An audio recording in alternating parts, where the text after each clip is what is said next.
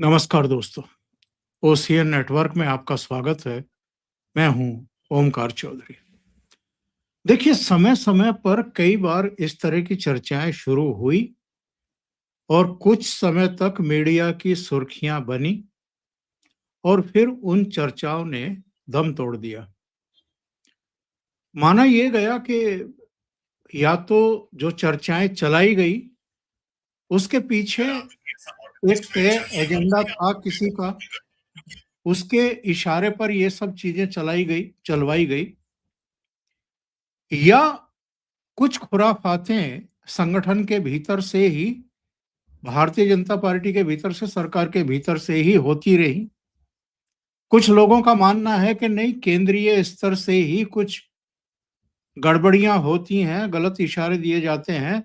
जबकि अपना अनुभव ये कहता है कि जो बीजेपी का शीर्ष नेतृत्व है, शीर्ष नेतृत्व की बात अब जब हम करते हैं तो प्रधानमंत्री नरेंद्र मोदी और गृह मंत्री अमित शाह, उनके स्तर से इस तरह की कोई साजिश रचे जाने का कोई सवाल नहीं उठता है, क्योंकि वो संगठन को, पार्टी को, सरकार को मजबूत करना चाहेंगे या कमजोर करना चाहेंगे।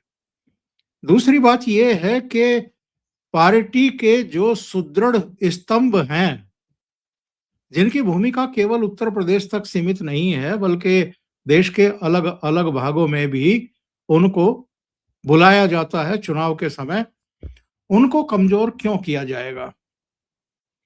लेकिन दबी जबान से बात कही जाती है कि चूंकि शीर्ष स्तर पर, यानी अगला प्रधानमंत्री कौन होगा, इसकी तैयारियां तो हो रही हैं, सुगबुगाहट तो चलती रहती है, सीट खाली नहीं है, ये बात तो सही है, लेकिन दावेदार कौन है। वैसे भारतीय जनता पार्टी के बारे में कोई भी दावा करना खतरे से खाली नहीं है। कई मामलों में हमने ये देखा है, अध्यक्ष को लेकर के किस किस के नाम नहीं चले, लेकिन अल्टीमेटली एक ऐसा राष्ट्रीय अध्यक्ष बना जिसके बारे में कोई चर्चा ही नहीं कर रहा था। तो माना जाता है कि अगले प्रधानमंत्री पद की दौड़ में अगर कोई है या दावेदार अगर कोई है तो योगी आदित्यनाथ और अमित शाह हो सकते हैं। अमित शाह को लेकर के बहुत सारे लोगों में मत भिन्नता है। उनका कहना है कि अमित शाह तो नहीं हो सकते हैं, योगी आदित्यनाथ या कुछ और चेहरों पर चर्चा की जा सकती है, लेकिन उसकी नौबत अभी है नहीं। वो स्थितियां, परिस्थितियां, वो प्रश्न अभी ना देश के सामने है ना भारतीय जनता पार्टी के सामने है। आज हम इस पर चर्चा क्यों कर रहे हैं कि केशव मौर्य ने अविमुक्तेश्वर को उनके चरणों में प्रणाम क्यों भेजा है। ऐसे टाइम पर जबकि उनको दो नोटिस इशू किए जा चुके, मेला प्रशासन और जिला प्रशासन की तरफ से, उनसे पूछा गया कि आप ये बताइए कि आप शंकराचार्य हैं भी या नहीं, और हैं तो इसके लिए प्रमाण दीजिए। दूसरा नोटिस ये दिया गया कि क्यों ना आपकी हरकतों को देखते हुए मेला परिसर में, मेला क्षेत्र में आपको बैन क्यों ना कर दिया जाए, आगे आप यहां प्रवेश ही ना करने पाए, और जो सुविधाएं आपको दी गई हैं क्यों ना वो वापस छीन ली जाए, वो जगह, वो टेंट, वो तमाम दूसरी सुविधाएं। तो ऐसे समय अगर केशव मौर्य शंकराचार्य कह करके अविमुक्तेश्वरानंद के चरणों में प्रणाम भेज रहे हैं, जबकि योगी आदित्यनाथ ने एक दिन पहले ही हरियाणा के सोनीपत में काल नेमी कहकर के अटैक किया है। वो काल नेमी उनके बारे में कहा है, अखिलेश यादव के बारे में कहा है, किसके बारे में कहा है, उन्होंने कोई संकेत नहीं दिया और कोई उसकी चर्चा भी नहीं की, नाम भी नहीं खोला। लेकिन जो प्रदेश का मुखिया है और जिनकी गिनती, गणना भावी प्रधानमंत्री के तौर पर देखी जाती है, वो अगर कोई स्टैंड ले रहे हैं तो फिर उसके विपरीत जाते हुए केशव मौर्य क्यों दिखाई दे रहे हैं। मेरे साथ जुड़ गए हैं वीरेंद्र नाथ भट्ट साहब। तो उनको जोड़ करके जरा इस गांठ को खोलने की कोशिश करते हैं, सुलझाने की कोशिश करते हैं। वीरेंद्र जी, बहुत धन्यवाद आपका जुड़ने के लिए। नमस्कार, बहुत स्वागत है। तो ये केशव मौर्य एक अलग स्टैंड लेते हुए क्यों दिखाई दे रहे हैं? देखिए, उन्होंने कल ये बयान दिया था कि अभिमित्रानंद जी, आपके चरणों को प्रणाम, अब आप स्नान कीजिए और इस बात को यहीं समाप्त कीजिए। उन्होंने ये भी कहा था, यही बात उन्होंने आज भी कही है। लेकिन किसी भी नेता के बयान, वो भी रूलिंग पार्टी के नेता का बयान, वो भी जो व्यक्ति सरकार में नंबर 2 होने का दावेदार हो और डिप्टी चीफ मिनिस्टर हो, तो उसके बयान को संदर्भ में देखा जाएगा। और जब संदर्भ में देखा जाएगा तब उसके राजनीतिक निहितार्थ तलाशे जाएंगे और उसके आधार पर ही उस बयान का अर्थ निकाला जाएगा। केवल शब्दों के आधार पर उसका बयान सिमट नहीं जाएगा। तो अब उत्तर प्रदेश में या दिल्ली में जो लोग भी इस प्रकरण को देख रहे हैं, उनको साफ साफ पता है कि ये लड़ाई जो है बीजेपी वर्सेस इंडिया अलायंस लड़ाई हो गई है। कांग्रेस जो है और समाजवादी पार्टी खुल के जो उपाध्याय जी हैं, जिनका नाम है अभिमुक्तेश्वरानंद, और जिनको मैं कहता हूं कि ये तो रोमन कैथोलिक शंकराचार्य हैं, क्योंकि ये जो है महाराष्ट्र के चुनाव में उद्धव ठाकरे को मुख्यमंत्री बनवा रहे थे। ये अतीक अहमद मुख्तार अंसारी की मौत की न्यायिक जांच की मांग कर रहे थे और कह रहे थे कि उनका वध हुआ है। तो और भी बहुत सारी बातें उन्होंने कही हैं।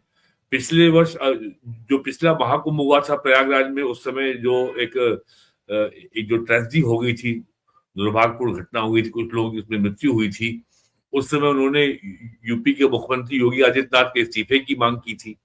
तो योगी के इस्तीफे की मांग अगर समाजवादी पार्टी प्रमुख विपक्षी दल है, अगर वो ये मांग करती तो बहुत सहज और स्वाभाविक बात होती।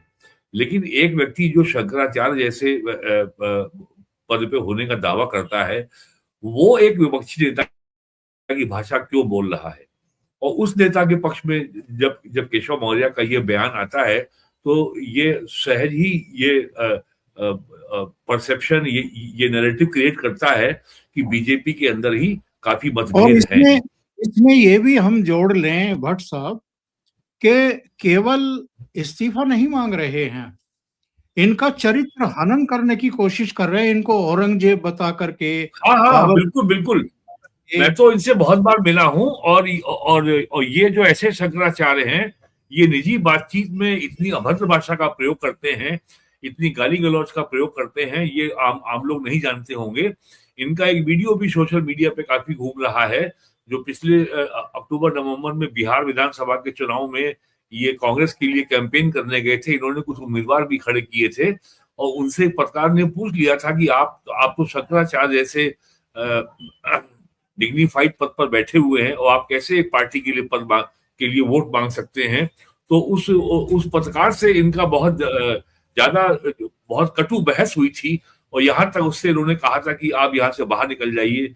उसने कहा, मैं क्यों बाहर निकल जाऊं, आपके बुलाने पे मैं आया हूं यहाँ पे। तो ये जो बयानबाजी हो रही है, अगर इसको हम संदर्भ में देखें या पूरे घटनाक्रम को देखें, 18 जनवरी को ये विवाद हुआ था प्रयागराज के मेला स्थल पर। अगर वो शंकराचार्य कहते हैं तो शंकराचार्यों के स्नान की माघ मेले के में स्नान में आने की परंपरा नहीं है और माघ मेले में शाही स्नान की परंपरा भी नहीं है। माघ मेले में ये भी व्यवस्था है कि जहां पे स्नान होता है घाट पे, उसके पहले एक डी बना होता है सर्किल। उस डी के अंदर कोई भी पालकी, कोई भी घोड़ी, कोई भी सवारी या कोई भी नहीं आ सकता। वहां पे हर व्यक्ति को पैदल ही जाना होता है। तो ये जो है डी में जो है अपनी पालकी के साथ जाने की जिद कर रहे थे जनवरी 18 को। और वहीं पास ही में एक नंबर 2 का पांटून ब्रिज बना हुआ था, जो कि इमरजेंसी एग्जिट था, जो कि किसी भगदड़ होने की अवस्था में आपातकाल व्यवस्था की गई थी। इनके लोगों ने उसका जो है बैरियर भी हटा दिया और उस पे लोग चलने लगे। तो वहां पे एक बड़ी दुर्घटना हो सकती थी। और प्रयागराज के पुलिस कमिश्नर उनसे हाथ जोड़ के मिन्नतें कर रहे थे कि आप मान जाइए, इतनी भीड़ को लेके मत जाइए और अपनी जो पालकी है उसको यहीं छोड़ दीजिए और जो है स्नान स्थल पर पैदल चले जाइए। इतनी सारी घटनाओं के बाद आज 6 दिन हो गए हैं, 18, 19, 20, 21, 22, 23, 6वां दिन है। अभी तक भारतीय जनता पार्टी की सरकार उत्तर प्रदेश की, या भारतीय जनता पार्टी संगठन, या विश्व हिंदू परिषद, या राष्ट्रीय स्वयंसेवक संघ, किसी की ओर से इस तनाव को, इस विवाद को डिफ्यूज करने या इसका कोई सम्मानजनक हल निकालने के प्रयास नहीं हो रहे हैं, अभी तो दिखाई नहीं पड़े हैं। और उसके बाद केशव मौर्य का ये बयान आना कि शंकराचार्य के चरणों में प्रणाम, जो कि शंकराचार्य अभी है ही नहीं, और ये मामला कोर्ट में विचाराधीन है। और इनके जो गुरु थे स्वामी स्वरूपानंद, वो भी कभी आधिकारिक तौर पर शंकराचार्य घोषित नहीं किए गए थे, और वो करीब जो है 50 साल जो है 40 साल से अधिक समय तक वो एडहॉक शंकराचार्य बने रहे और इस दुनिया से चले गए। तो ये जो अब तक का जो घटनाक्रम है, वो लग रहा है कि बीजेपी कुछ सेल्फ गोल करती प्रतीत हो रही है, और इससे जो है माहौल खराब हो रहा है, नेगेटिव नैरेटिव बन रहा है। और कांग्रेस जिस तरीके से इस मामले में बहती गंगा में हाथ धोने का प्रयास कर रही है, तो ये मामला अकेला नहीं है। जिस तरीके से वाराणसी में दाल मंडी में लोगों को अरबों रुपए का मुआवजा मिल चुका है, और उसके बाद जो उन्होंने अपनी जमीन या दुकान या घर जो बेचा है उसका डिमोलिशन हो रहा है, उसको भी कम्युनल एंगल देने का प्रयास किया जा रहा है। मणिकर्णिका घाट का जीर्णोद्धार हो रहा है, रेनोवेशन हो रहा है, उसके ऊपर भी जो है झूठे वीडियो पर जो है सोशल मीडिया में प्रसारित किए जा रहे हैं। ये आरोप लगाया जा रहा है कि अहिल्याबाई की मूर्ति तोड़ दी गई, मंदिर तोड़ दिया गया, और वाराणसी पुलिस ने कई नेताओं को, कांग्रेस के नेता और आम आदमी पार्टी के सांसद संजय सिंह को नोटिस जारी किया है कि आपने एआई जनरेटेड ये झूठे वीडियो प्रसारित किए हैं। और एक सामान्य ज्ञान की बात है, कॉमन सेंस की बात है, मणिकर्णिका घाट कोई स्नान करने का घाट नहीं है। मणिकर्णिका घाट जो है शमशान घाट है। तो शमशान घाट में कोई लोकप्रिय मंदिर नहीं होता जहां लाखों लोग रोज जाते हों, हजारों लोग जाते हों। वो ऐसा कोई वहां मंदिर नहीं तोड़ा गया है। और वहां पे अहिल्याबाई की मूर्ति बहुत कोने में पड़ी हुई थी, बड़ी उपेक्षित स्थान पे पड़ी हुई थी, उसको हटा करके नगर निगम की कस्टडी में रखा गया है। और जब वो जीर्णोद्धार वहां पूरा हो जाएगा, काम जो वहां काम हो रहा है कंस्ट्रक्शन का, तब उसको वहां लगा दिया जाएगा। तो ये जो मामला जो शुरू हुआ है प्रयागराज से, उसमें पहले दिन से ये बात सामने आ रही है कि स्वामी अविमुक्तेश्वरानंद सरकार से टकराव चाहते थे। He forced the confrontation with the police. जब कन्फ्रंटेशन होगा, जब टकराव होगा, तो व्यक्ति वो चर्चा में आएगा, पूरा मीडिया उसको घेरेगा, और जम के प्रेस कॉन्फ्रेंस होगी, बयान दिए जाएंगे, फिर पॉलिटिकल पार्टी उसमें उसमें कूद पड़ेगी, और फिर वो फुल स्केल पॉलिटिकल वॉर शुरू हो जाएगी।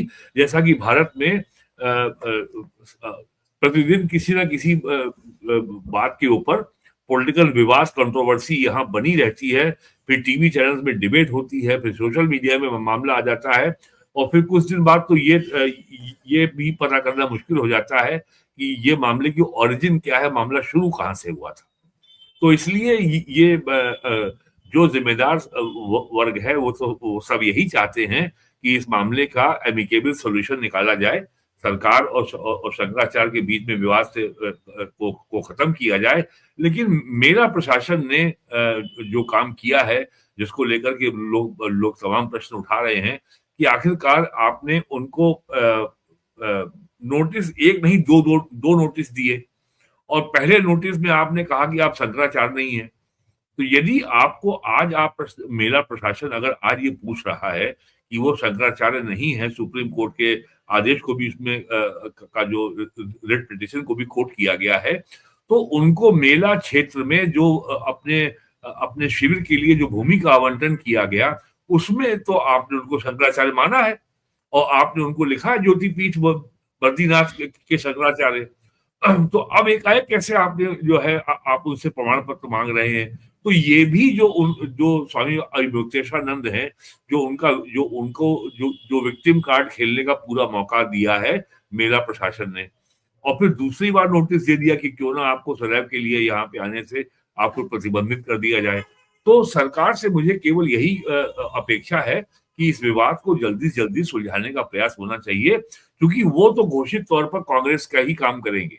और ये पॉलिटिकल एक्टिविस्ट रहे हैं पहले भी, आपको याद होगा आजकल सोशल मीडिया में चल रहा है कि अखिलेश यादव की जब सरकार थी यूपी में 2012 से मार्च 2017 के बीच में, तब ये नवरात्रि में वाराणसी में दुर्गा पूजा के बाद मूर्ति ये या वो थी गणेश चतुर्थी, ये गणेश जी की मूर्ति को गंगा में विसर्जन के लिए जाना चाहते थे। इलाहाबाद हाईकोर्ट ने वाराणसी में गंगा नदी में मूर्तियों के विसर्जन पर पोल्यूशन को रोकने के लिहाज से रोक लगा रखी थी। ये अड़े हुए थे, तो इनके ऊपर पुलिस ने बहुत जबरदस्त लाठीचार्ज किया था, बहुत लोग घायल हुए थे, स्वयं ये भी घायल हुए थे स्वामी जी। और आज ये जो है अपना स्पीकर फोन ऑन करके वीडियो बनवा रहे हैं, अखिलेश यादव से बात कर रहे हैं। अखिलेश यादव अपने पार्टी के नेता माता प्रसाद पांडे को उनसे मिलने के लिए भेज रहे हैं, जो कि लीडर ऑफ अपोजिशन है यूपी असेंबली में, पांडे जी। तो अब ये फुल स्केल पॉलिटिकल कंट्रोवर्सी में बदल चुका है, और अभी तक जो है सरकार की ओर से इस मामले के समाधान के लिए कोई प्रयास होते हुए अभी तक तो नजर नहीं आ रहे हैं। और ये आपने अपनी बात में कहा इंट्रो में कि मुख्यमंत्री ने हरियाणा में जो कहा, तो मुख्यमंत्री ने किसी का नाम नहीं लिया, उन्होंने तो केवल अपनी बात रखी है। लेकिन स्वामी अविवेकतेश्वरानंद जो है मर्यादा की हर सीमा को लांघ चुके हैं, और जिस तरीके से वो मुख्यमंत्री की तुलना तुर्कों से कर रहे हैं, औरंगजेब और अकबर और हुमायूं से, तो इससे जो है उन्होंने जो है वो ये फिर प्रमाणित होता है कि वो सरकार से टकराव लगातार बढ़ाना चाहते हैं, ताकि वो लगातार चर्चा में बने रहे। देखिए, मैं एक ये जानना चाहता हूं आपसे, उन्होंने योगी आदित्यनाथ को औरंगजेब कहा, बाबर की औलाद कहा, अकबर कहा, पता नहीं क्या क्या कह डाला। अभी तक भी प्रदेश संगठन की तरफ से भारतीय जनता पार्टी के इसकी निंदा क्यों नहीं की गई है, इसका प्रतिवाद क्यों नहीं किया गया है, आपत्ति क्यों नहीं की गई कि हमारे सम्मानित मुख्यमंत्री के बारे में आप इस तरह की अभद्र भाषा का इस्तेमाल नहीं कर सकते और इस तरह के सर्टिफिकेट आप नहीं दे सकते, और केंद्रीय स्तर पर भी गहरी चुप्पी क्यों है? देखिए, योगी जी को मुख्यमंत्री बने इस मार्च 15 को 9 साल पूरे हो जाएंगे, और योगी जी ने जितनी भी पॉलिटिकल लड़ाई यूपी में अब तक लड़ी है, जैसे संभल का मामला ले लें, कभी भी आपको क्या वहां पे 24 नवंबर 2023 को वहां 2024 को जो है कोर्ट के आदेश पर एएसआई ने वहां पे सर्वे किया था, और उस टीम के ऊपर पथराव हुआ, गोलियां चली, और उसके बाद बवाल हुआ, और उसमें कुछ लोग मारे गए। किसी भी मामले में आज तक संगठन क्या आपको कभी योगी जी के पीछे खड़ा दिखाई दिया है? 5 अगस्त 2024 को बांग्लादेश में तख्ता पलट हुआ और शेख हसीना वाजिद को सुरक्षित भारत लाया गया। उसके बाद से हिंदुओं के खिलाफ वहां पे व्यापक हिंसा हो रही है। योगी जी ने बांग्लादेश में हिंदुओं की हिंसा के खिलाफ अकेले व्यक्ति थे बीजेपी में जो उन्होंने आवाज उठाई, और जो इंटरनेशनल मीडिया में भी काफी कवर हुई। उन्होंने ही नारा दिया था, बटोगे तो कटोगे, और जब ये और दिल्ली में इस नारे में 5 किलो पानी मिला दिया गया और उसको कह दिया गया एक रहोगे तो सेफ रहोगे, इस नारे को डायल्यूट किया गया। तो संगठन कब आपको योगी जी के पीछे खड़ा दिखाई पड़ा है पिछले 9 साल में? आप मुझे बता दीजिए एक मामले में। बस केवल जब जब हमला होता है समाजवादी पार्टी की ओर से लॉ एंड ऑर्डर को लेकर के, या टीचर या प्राइमरी स्कूल के टीचरों की नियुक्ति में आरक्षण को लेकर के, या पंचायत चुनाव में आरक्षण को लेकर के, या नगर निकाय चुनाव में आरक्षण को लेकर के, तभी संगठन की ओर से बयान आता है। वरना हमने तो आज तक कभी देखा नहीं कि योगी जी के पक्ष में कभी संगठन ने कोई बयान दिया हो, या बीजेपी का जो अध्यक्ष प्रदेश का वो कभी बोला हो। I have never seen in last 9 years। यदि आपको याद आ रहा हो तो बताइए। क्यों ना माना जाए जो पंकज चौधरी के बारे में खबरें आ रही थी कि उनमें और योगी जी में नहीं बनती है। देखिए, प्रदेश अध्यक्ष वही हैं इस समय, उनके मातहत प्रवक्ताओं की एक टीम भी होगी यहाँ लखनऊ में जो बैठ करके ब्रीफ करती होगी, अगर कोई करती है तो। उनकी तरफ से कोई बयान क्यों नहीं आया है? नहीं, ये तो आप उसी सवाल को दोबारा पूछ रहे हैं।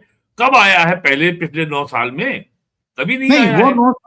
वो 9 साल से नहीं है ना, वो अभी बने हैं। वो तो अभी वो तो अभी आए हैं। लेकिन सवाल ये है कि ये जो है और ये जो नए जो अध्यक्ष आए हैं, ये तो गोरखपुर के डिप्टी मेयर रह चुके हैं, 5-7 बार के एमपी हैं।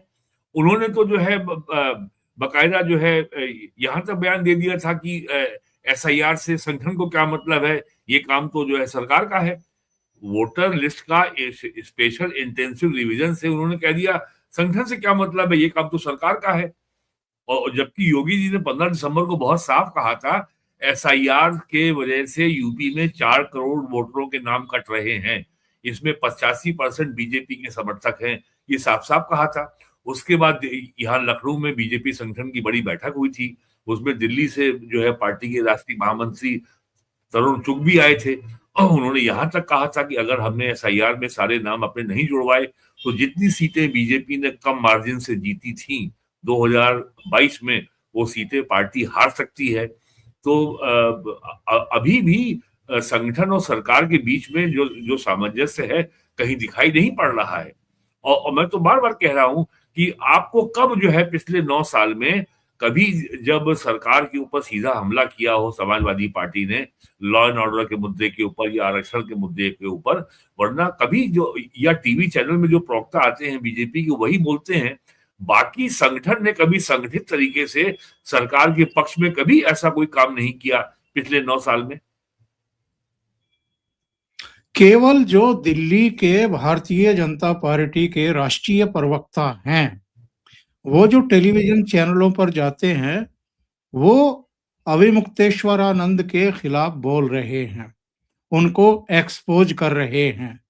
किसी बड़े नेता का अब तक बयान नहीं आना, ये दर्शाता है कि योगी आदित्यनाथ को इस पूरे प्रकरण में लगभग अकेला करके छोड़ा हुआ है। और इसको लेकर के जो योगी के समर्थक हैं, जो सनातनी हैं, जो देख रहे हैं कि योगी आदित्यनाथ 2017 में तो खैर मुख्यमंत्री बने हैं, उससे पहले से ही वो जिस तरीके से हिंदुत्व के लिए, सनातनियों के लिए लगे हुए हैं एक मिशन मोड में, और खुद प्रधानमंत्री नरेंद्र मोदी कह चुके हैं कि काशी में जितने फेरे योगी आदित्यनाथ के लगे हैं, उतने अगर ना लगते तो जो कॉरिडोर बना है वो निश्चित समय में पूरा ना होता। वो 100 से अधिक लगे, उनकी विजिट हुई है, 100 से अधिक हुई है। जब 22 जनवरी 2024 को भगवान राम के मंदिर की प्राण प्रतिष्ठा हुई, उस समय तक वो अयोध्या के भी 72-73 चक्कर लगा चुके थे, दौरे कर चुके थे। हाँ, वहां भी संख्या 100 के ऊपर हो चुकी है। तो योगी आदित्यनाथ इतने समर्पण भाव से काम कर रहे हैं, पूंजी निवेश आ रहा है, सूरत बदल गई है, सीरत बदल गई है, रेवेन्यू आ रहा है, अयोध्या का ही जीएसटी का कलेक्शन गाजियाबाद जिले से भी ज्यादा 1 महीने में आ गया था। इसके बावजूद अगर योगी आदित्यनाथ को ऐसे समय, जबकि पूरी तरीके से सब मानते हैं कि जानबूझकर इस कथित शंकराचार्य ने वहां माहौल खराब करने की कोशिश की, और इससे पहले भी अगर प्रयागराज में भगदड़ मची है, लोग मरे हैं, तो मौनी अमावस्या के मौके पर ही मरे हैं, नेहरू के समय भी और बाद में भी। तो इतने संवेदनशील मामले में अगर योगी आदित्यनाथ सरकार ने एक कठोर फैसला लिया कि पालकी के साथ उनको नहीं जाने दिया जाएगा, और उसके बाद से लगातार वो गाली गलौज की भाषा में मुख्यमंत्री को एक तरीके से गरिया रहे हैं, तो ऐसे में योगी आदित्यनाथ को अकेला छोड़ना और बाकी सबको जैसे कुछ हो ही नहीं रहा है, हुआ ही नहीं है, क्या ये किसी भी दृष्टि से उत्तर प्रदेश सरकार के लिए, बीजेपी के लिए ठीक है, अच्छा है, और 2027 और 2029 के लिए भी ठीक है? देखिए, ये मामला केवल बीजेपी के संगठन और सरकार का मामला केवल नहीं है। हमें इसके पीछे जो अंतर्राष्ट्रीय स्तर पर जो संगठित जो सनातन धर्म पे हमले चर्च की ओर से हो रहे हैं उसके संदर्भ में इसको देखना चाहिए। आंध्र प्रदेश में जगन मोहन रेड्डी की सरकार थी जो कि क्रिश्चियन है, उसने जिस तरीके से तिरुपति के मंदिर में जो घी की सप्लाई होती है वो कितना दूषित घी की सप्लाई हुई, और उसमें जो है उसने अपने चाचा को जो कि क्रिश्चियन है उस मंदिर के बोर्ड का चेयरमैन बना दिया, और जब वहां पे चंद्रबाबू नायडू की सरकार बनी तब उसकी जांच हुई और वो सारा घोटाला पकड़ा गया और उसमें भी कई करोड़ों रुपए का घालमेल हुआ।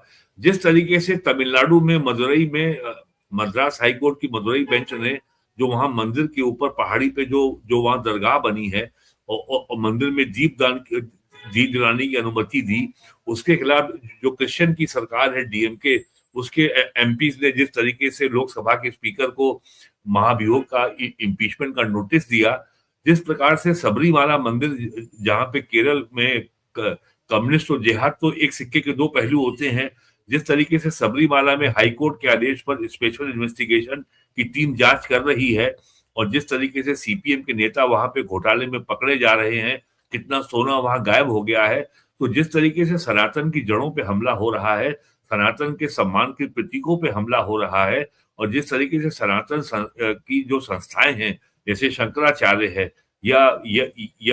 या माघ मेला है या कुंभ मेला है, उसके ऊपर जो हमले हो रहे हैं। लालू यादव जो है कुंभ मेले को फालतू बता रहे थे, लेकिन वो क्रिसमस मनाते हैं, वो हेलोवीन फेस्टिवल मनाते हैं, वो क्रिसमस पे उनके यहाँ सेंटा क्लॉज आता है, क्योंकि तेजस्वी यादव की पत्नी जो है क्रिश्चियन है। तो ये हमला सनातन पे है, ये हमला भारत सनातन सभ्यता की जड़ों पर है, ये ज्यादा गंभीर बात है। और ये हिंदुओं का इतिहास है, जब इनके हाथ में सत्ता आ जाती है तो ये मस्त हो जाते हैं, भूल जाते हैं, नशे में चले जाते हैं। ये जो हो रहा है, तो ये जो घटनाक्रम है प्रयागराज का, जितने सनातन राष्ट्रवादी हैं जो जाति संकीर्णता के ऊपर उठकर सोचते हैं, राष्ट्र के बारे में सोचते हैं, जैसा कि बार बार प्राइम मिनिस्टर आह्वान करते हैं, उनके मन में इस प्रकरण को लेकर के निराशा है। और I also feel very bad कि सरकार की ओर से, शासन की ओर से या बीजेपी संगठन की ओर से या विश्व हिंदू परिषद की ओर से इस मामले को तुरंत समाप्त करने का कोई प्रयास अब तक क्यों नहीं किया जा रहा है। और प्रयास करना तो छोड़िए, बीजेपी सरकार का डिप्टी चीफ मिनिस्टर लगता है आग में घी डाल रहा है। तो बीजेपी इससे क्या संदेश देना चाहती है, ये भी लोगों को बताना चाहिए। नहीं, एक बात ये बताइए कि ये केशव मौर्य क्या खुद से इस तरह का बयान देंगे, उनके चरणों में प्रणाम भेजेंगे ऐसे समय जबकि योगी आदित्यनाथ का शासन प्रशासन उनको 2-2 नोटिस इशू कर चुका है और 24 घंटे का अल्टीमेटम दे चुका है, तब एक डिप्टी चीफ मिनिस्टर एक अलग दिशा में क्यों बढ़ता हुआ दिखाई दे रहा है? क्या अपने दम पर ये हो रहा है या किसी और के इशारे पर ये सब किया जा रहा है? इसके पीछे का हेतु क्या है? इसका पीछे का हेतु तो हम लोग बहुत बार डिस्कस कर चुके हैं, और जो आपने अपने इंट्रो में ही कहा है कि जो जून 2024 के लोकसभा चुनाव में जो बीजेपी की सीटें घट के 33 आ गई थी, वो क्यों आ गई थी? और जितनी सीटें बीजेपी में की यूपी में कम हुई, उतनी ही सीटों से बीजेपी जो है बहुमत की सीटों की संख्या के पीछे रह गई। जो मेजोरिटी मार्क के लिए जो सीटें चाहिए थी उससे आप कम रह गए। मेजोरिटी के लिए सीटें चाहिए लोकसभा में 272, बीजेपी की सीटें आई 240 और यूपी में सीटें कम हुई 33, सीटें कम हुई 33, यानी अगर 33 जोड़ लें तो 233 सीटें हो जाती हैं। योगी आदित्यनाथ ने ये कहा था 24 लोकसभा चुनाव के लिए कम से कम 36 लोगों के टिकट बदलने चाहिए एंटी इनकम्बेंसी कारण। एक नहीं बदला गया, सारे लोग चुनाव हार गए। यूपी ऐसे प्रदेश का मुख्यमंत्री बीजेपी की सेंट्रल पार्लियामेंट्री बोर्ड का मेंबर नहीं है। ये आपको बात आश्चर्य नहीं लगती? उत्तर प्रदेश ऐसा बड़ा स्टेट जहां से स्वयं प्राइम मिनिस्टर आते हों, जहां से लगातार वो 3 बार एमपी हो और जहां पे लगातार 9 साल से उनकी सरकार है, जहां लगातार एक ही व्यक्ति मुख्यमंत्री है। 2017 का चुनाव योगी की लीडरशिप में नहीं लड़ा गया, लेकिन 2022 का तो लड़ा गया था ना। तो इसलिए और बीजेपी में कभी किसी चुनाव में जीत या हार का श्रेय या जिम्मेदारी कभी किसी व्यक्ति को नहीं दी जाती है। संगठन लड़ता है और संगठन में नेतृत्व सामूहिक होता है, लीडरशिप कलेक्टिव होती है और बीजेपी कहती भी है we have a collective leadership. तो ये सब जो घटनाक्रम है पिछले सालों का, इससे आप देखिए क्या हो रहा है। तो इसका मतलब ये है कि बीजेपी में कहीं ना कहीं सत्ता संघर्ष है, तभी तो ये सब हो रहा है। और उसके अलावा हम कुछ नहीं कह रहे हैं। केशव मौर्य का बयान क्या कह रहा है? हमें किसी प्रमाण केशव को खोजने की आवश्यकता नहीं है। केशव मौर्य का बयान ही केशव अपने आप में प्रमाण है। नहीं, केशव मौर्य बार बार ये स्थितियां परिस्थितियां निर्मित कर रहे हैं और उन्होंने जो दूसरा डिप्टी चीफ मिनिस्टर है पाठक, उसको भी अपने साथ एक तरीके से मिला लिया है। कई कैबिनेट मीटिंग ऐसी रही हैं जिनमें इन दोनों ने शामिल होना मुनासिब नहीं समझा, एक तरीके से बाइकआउट किया है। तो जो केंद्रीय नेतृत्व है, केशव मौर्य में ऐसा कौन सा जादू है जो सिराथू से अपना चुनाव भी हार चुके, 2 बार इलाहाबाद वेस्ट से चुनाव लड़े, हार चुके, एक 2014 का लोकसभा और एक विधानसभा, 2 चुनाव हारे हैं, 2 चुनाव जीते हैं, 3 हारे हैं। तो ऐसी क्या विशेषता है कि आप डिप्टी चीफ मिनिस्टर बनाए हुए हैं और वो लगातार राजनीति ही कर रहे हैं योगी आदित्यनाथ के खिलाफ, फिर भी उनको क्यों बनाए हुए हैं या उनको क्यों शह दी जा रही है, क्यों नहीं डांट डपट की जा रही है कि आप कर क्या रहे हैं? भाई वो डिप्टी चीफ मिनिस्टर तो हाईकमांड के आदेश पर ही बने हुए हैं। योगी आदित्यनाथ ने तो तय नहीं किया। यूपी के मुख्यमंत्री ने तो ये तय नहीं किया कि कौन डिप्टी चीफ मिनिस्टर बनेगा। ब्रजेश पाठक तो बहुजन समाज पार्टी से आए हुए हैं, उसके पहले वो कांग्रेस में थे। तो ये सब तो केंद्र ने तय किया है ना। और और किसी भी प्रदेश में केंद्रीय नेतृत्व ही तो तय करता है किसको टिकट मिलेगा। मतलब केंद्रीय नेतृत्व की बड़ी प्रभावी भूमिका होती है कि लोकसभा चुनाव में, विधानसभा चुनाव में किस व्यक्ति से कहां से उम्मीदवार होगा, यदि सरकार बनने की स्थिति आती है तो कौन मंत्री बनेगा। इसमें तो इसमें तो बहुत बहुत ही सेंट्रल रोल होता है पार्टी की सेंट्रल लीडरशिप का। तो ये सब कुछ जो जो आपने बातें बताई हैं, ये सब तो दिल्ली में तय हुआ है। तो और आज ये अगर बयान आ रहा है, तो अगर लोगों के मन में अगर लोगों के मन में ये भाव आ रहा है कि केशव मौर्य का बयान ये सब दिल्ली के इशारे पे हो रहा है, तो how are you going to counter it? ये तो सेल्फ एक्सप्लेनेटरी है।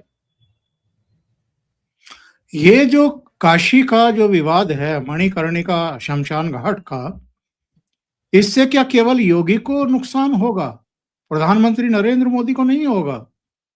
प्रधानमंत्री नरेंद्र मोदी का 2024 के लोकसभा चुनाव में वोट कम हो गया, विक्ट्री मार्जिन कम हो गया।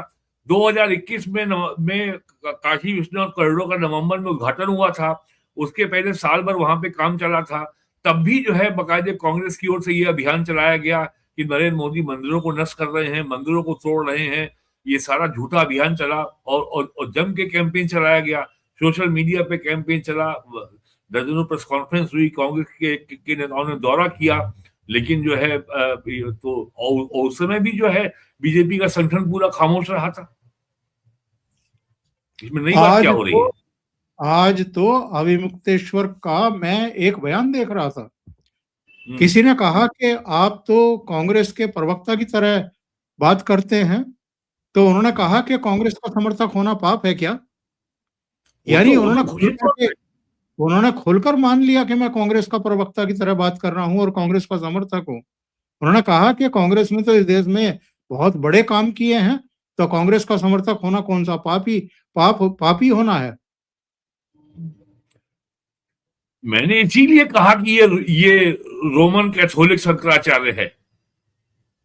और मैं क्यों कह रहा हूं?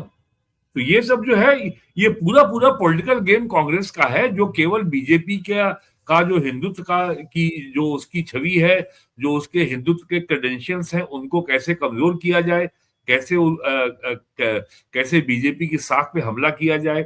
और बीजेपी ने और नरेंद्र मोदी ने और योगी आदित्यनाथ ने जो अपने कामों से, अपनी परफॉर्मेंस से, अपने परिश्रम से जो अपनी छवि बनाई है और जो अपने क्रेडेंशियल्स बनाए हैं, उसको ये जो बाबा है, ये प्रयागराज वाला, इस तरह के लोगों से कोई फर्क नहीं पड़ेगा, लेकिन ये फिर भी एक नेगेटिव परसेप्शन तो बना देगा कुछ समय के लिए, ये है।